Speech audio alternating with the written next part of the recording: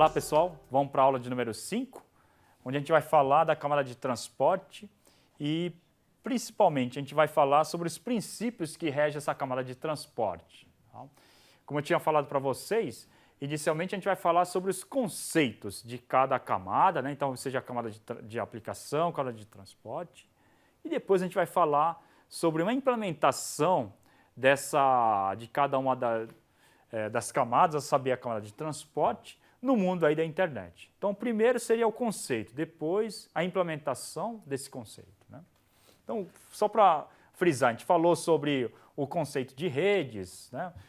Abordamos a arquitetura de rede. O que seria a arquitetura de rede, que seria a arquitetura das 7 camadas que a gente abordou, assim como a arquitetura de aplicações, que envolve a arquitetura cliente-servidor, assim como a arquitetura P2P, que a gente viu com um exemplo aí de aplicação P2P do BitTorrent, né? Assim como a aplicação aí dos Instant Messengers, como o Skype, que é um exemplo de aplicação P2P. Tá? Bom, então, para falar sobre a camada de transporte, né, introduzindo ela, eu queria só frisar para vocês que a camada de transporte é uma primeira camada fim a fim, ou seja, que faz uma conexão lógica entre os processos fim. Que processos fim são esses? Por exemplo, se é um processo fim entre um cliente browser e um servidor, o processo browser e o processo servidor web, ela cria uma comunicação, ela cria um meio de comunicação, a camada de transporte, de forma que os dois processos possam então se intercomunicar, possam transferir dados uma para a outra, né? Então ela quem cria o quê? Ela quem cria essa camada de aplicação, de transporte entre um processo e um outro processo que se encontra em uma outra máquina. Tá? Então, esse seria essencialmente o transporte lógico, a comunicação lógica entre os processos. Tá? Lembrando que a camada de baixo, que é a camada de rede, né, ele faz uma conexão lógica, uma conexão lógica entre hospedeiros. Tá? Vamos voltar um pouco para aquele exemplo que a gente falou sobre um condomínio. Um condomínio vertical, um condomínio de apartamentos num prédio. Se eu chego no condomínio, o endereço do condomínio, o endereço do prédio, é o endereço que é o endereço da camada de rede. Tá? No momento em que eu chego nesse endereço do prédio, eu preciso agora do endereço do apartamento, o número do apartamento. Isso é realizado através do quê? Isso é realizado através do processo. Tá? Comunicação lógica entre processos. Tá? Então, a camada de transporte, ela é uma camada que provê o quê? Que provê uma comunicação lógica entre os processos comunicantes.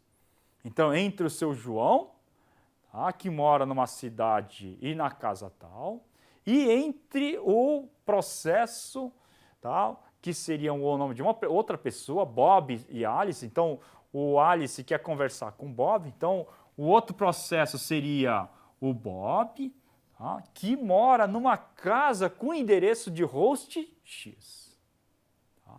Então, a camada de transporte provê esse meio de comunicação, né, entre esses dois comunicantes, tá? A saber, os dois processos. Então, camada de rede, conexão, endereçamento lógico entre os hospedeiros. É como se fossem casas, residências.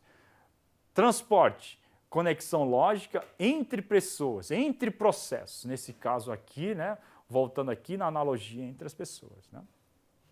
Lembrando que os pacotes nessa camada, elas são chamadas de segmentos. Tá? E na camada de aplicação, tá? Elas são chamadas, os pacotes são chamadas, tá? Bem importante lembrar, tá? Os pacotes são chamados de mensagens. Tá? Importante citar aqui para vocês. Né? Então, na camada de transporte, os pacotes são denominados de segmentos, enquanto que na camada de aplicação, os pacotes, elas são chamadas de mensagens. Tá? Importante lembrar desses dois detalhes. Tá? Então, camada de transporte de rede, uma rede pode disponibilizar vários protocolos de transporte, como, por exemplo, o TCP e o DP. Esses dois protocolos aqui são os dois protocolos mais utilizados na camada de transporte. E essa camada de transporte ela provê serviço de confiabilidade. Confiabilidade é a garantia de que o pacote vai chegar no destinatário. Assim como ela provê mecanismo de quê? De detecção de erros. Se houver erros, ela detecta esses erros de forma que os erros elas possam ser reportados para o emissor, para o remetente, para que ele então reenvie o pacote, né? Assim como ele agrega o quê? Datagramas, tá? Para formar o quê? Para formar segmentos. É o conceito do quê? O conceito do encapsulamento. Então, na camada superior, vem dados. Vem dados e o cabeçalho. Esse pacote, ela é formada na parte de dados do próxima camada abaixo e junto com o cabeçalho. Tá? Encapsulamento, agregação aí de pacotes. Tá? Então, visão geral aqui na internet. Esse é o conceito. E na internet, TCP ou DP são os protocolos da camada de transporte. Repetir, dentro do ambiente da internet, a camada de transporte, ela é provida através de dois protocolos chaves, a saber, TCP e o DP. TCP, confiabilidade e com conexão. Tem que fazer uma ligação de telefone, criar uma conexão para poder transmitir os dados. O DP, sem conexão, tá? E sem necessariamente ter o que? A confiabilidade. Né? Então, a ampliação, vamos falar sobre o detalhamento de entrega, tanto no hospedeiro, tá? Para entregar o pacote, assim como para receber esse pacote. Como é que seria essa ampliação, detalhamento desse processo? Então, esse detalhamento desse processo é feito através de dois conceitos. Tá? Existem dois conceitos envolvidos, a multiplexação e demultiplexação. Tá? Bom, então aqui seria um ambiente, uma visão geral do detalhamento. Existe uma multiplexação nesse sentido aqui e uma demultiplexação nesse outro sentido aqui, que a gente já vai ver, tá? nesse próximo slide. Tá? Então, multiplexação seria esse processo, né, para reunir os dados provenientes de diferentes sockets, cada socket diferenciado aí pelo número de portas, e ele como eu falei para vocês, na parte de encapsulamento, encapsula a parte de dados que seria o payload, tá? E associa ela com o quê? Ela cria um outro cabeçalho junto, né, com a parte de dados que foi recebida da camada superior, que é a camada de aplicação. Passa segmentos para a camada de rede, é um mecanismo que a gente chama de vários para um. Por que vários para um? Porque existe o quê? Existem vários protocolos aqui, ó, tá? Que por sua vez forma o quê? Vão afunilando até que esses dados sejam transmitidos para o servidor. Tá? Por outro lado, a demultiplexação é um processo que a gente chama de um para vários. Tá? Chega aqui no Internet Protocol, tá? Ela pode seguir, se for TCP para um lado ou DP para o outro lado, e por sua vez segue para o quê? Para as portas correspondentes. Tá? Enquanto que um é vários para um, processo de multiplexação é um processo de um para vários, a demultiplexação é um processo de quê? É um processo de um para vários, né? Para várias aplicações, como a gente está vendo aqui. Tá? Então, falando sobre a demultiplexação, né? Esse processo ela ocorre no lado da recepção, tá? Recebe o datagrama aí da camada de rede, vai ler o número da porta, tá? Aqui, ó, lê o número da porta correspondente, né? Assim como o seu protocolo, e entrega dados para a seguinte o quê? Para o socket respectivo. O que seria o socket? Como eu falei, o socket é a porta, né?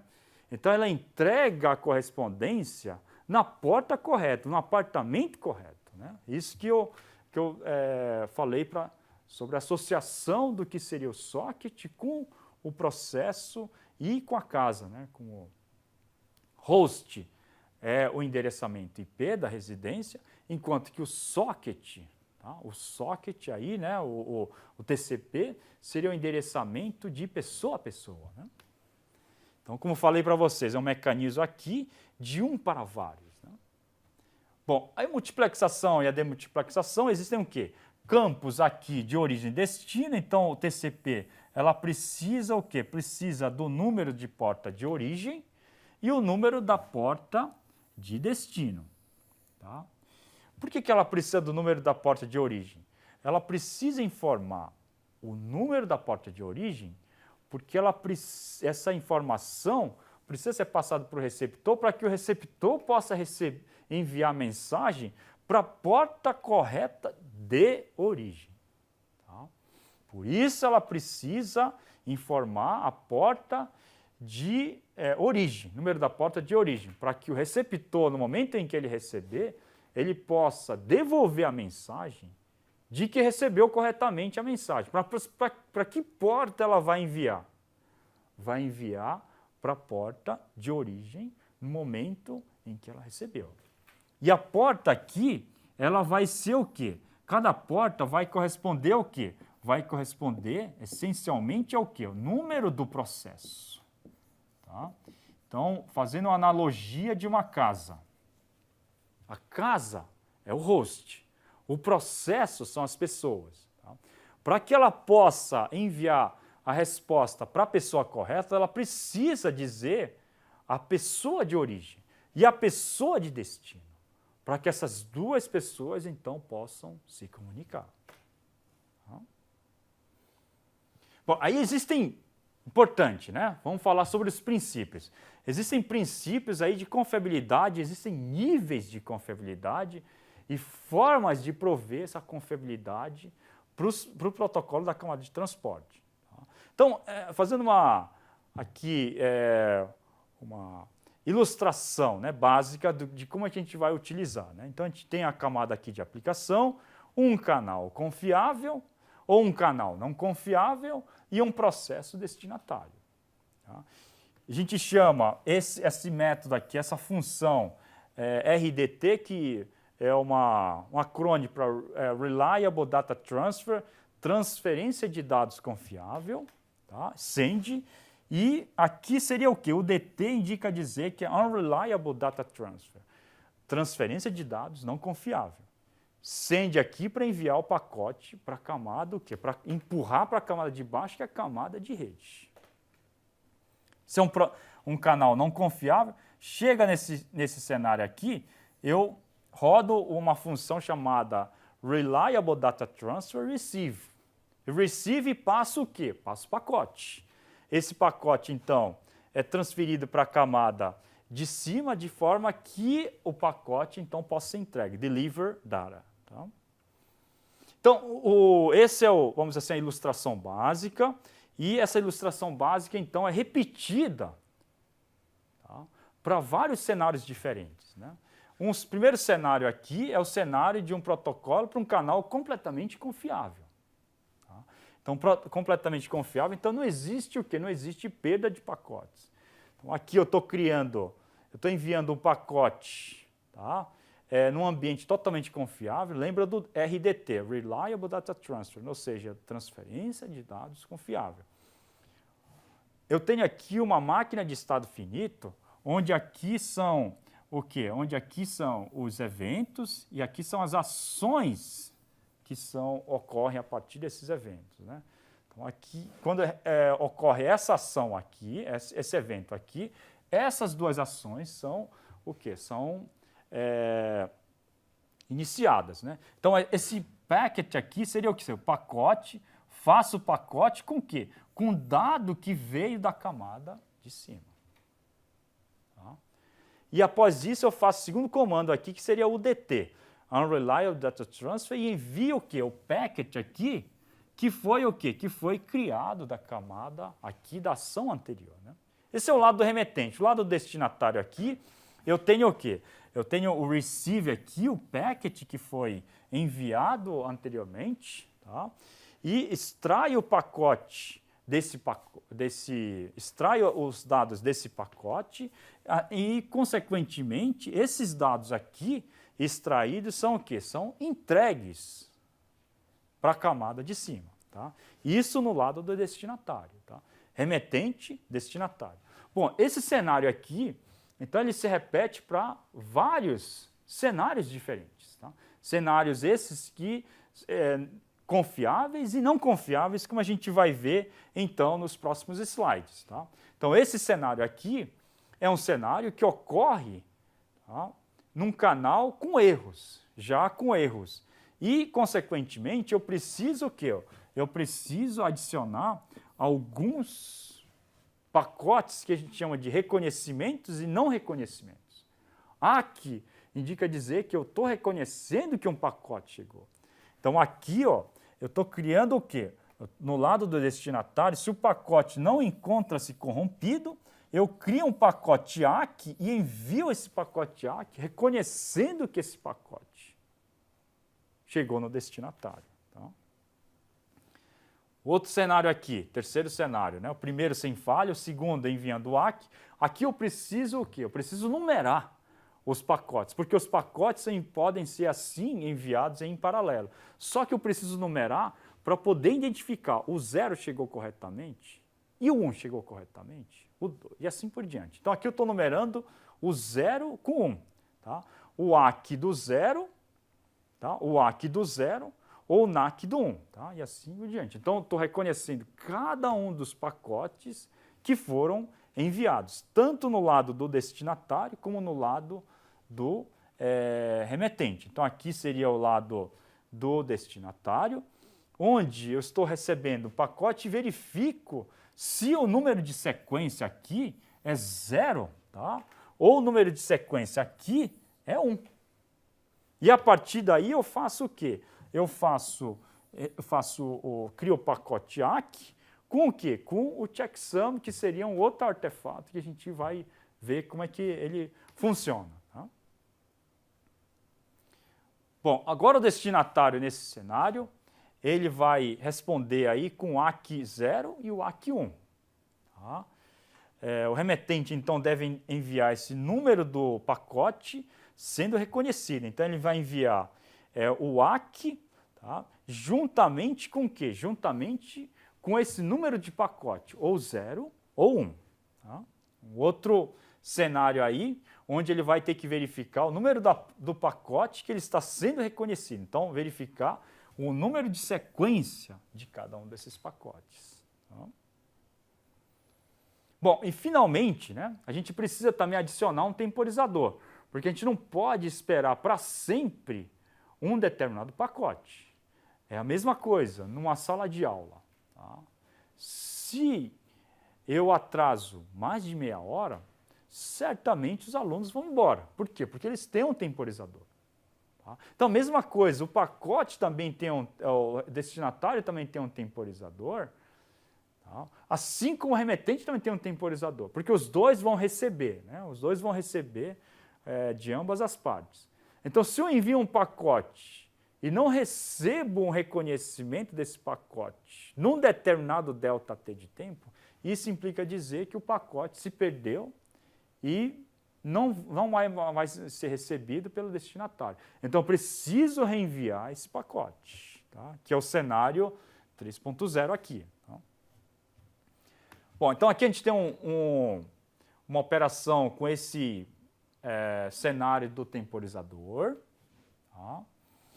E aqui a gente tem uma operação aqui sem perda. Então, eu envio o pacote, ela é recebida com sucesso, o pacote 0. Sendo assim, eu envio o pacote 1, recebe o reconhecimento do 1, envio então o 0, envio o 1 aqui, tá? O reconhecimento do 0. Tá?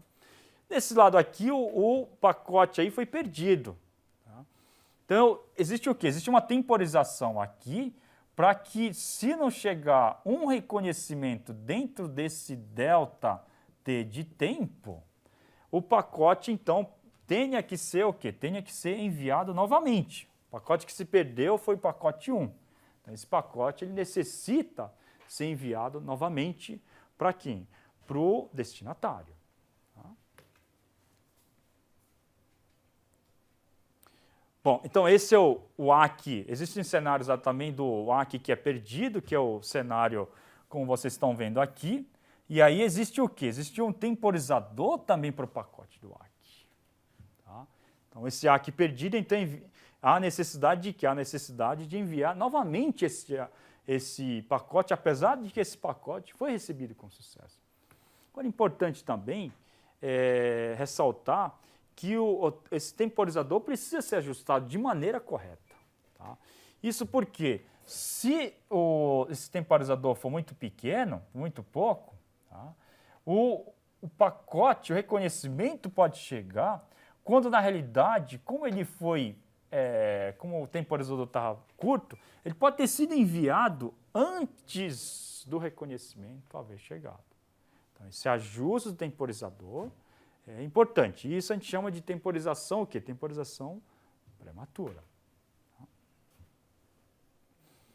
Bom, então concluindo aqui, nessa aula a gente iniciou a camada de transporte, a gente falou dos princípios e a gente falou também do reconhecimento desses pacotes. Né? Importante esses reconhecimentos, justamente por quê? Justamente porque a camada de transporte, a saber, o TCP, que é a implementação dele, da confiabilidade, ela vai garantir que o pacote chegou corretamente no lado do destinatário.